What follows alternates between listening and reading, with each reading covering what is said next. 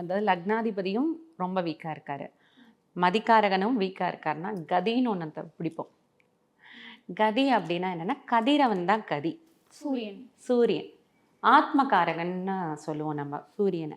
அப்போ அந்த ஆத்மகாரகன் நல்ல நிலையில் இருந்துட்டா ப்ரீவியஸ் பர்த்லேருந்து வாங்கிட்டு வந்ததுடைய கடத்தல் தான் அந்த ஆத்மாவுடைய நிலை.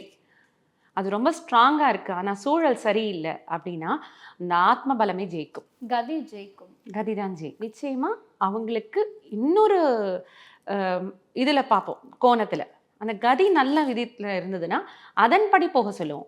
அந்த நிலைக்கு ஏற்றபடி அவங்களுடைய ஃபினான்ஷியல் பொசிஷனை எப்படி ஏற்றி கொடுக்கறது, அதே மாதிரி சூழல் எப்படி மாற்றுறதுக்கு நம்ம வந்து அவங்களுக்கு அந்த கதியை வந்து இன்னும் ஸ்ட்ரென்தன் பண்ணுறதுக்கு என்ன மாதிரி இன்னும் பரிகாரங்கள்லாம் செய்யலாம், இது போல் சொல்லும் பொழுது நிச்சயமாக மாறலாம்.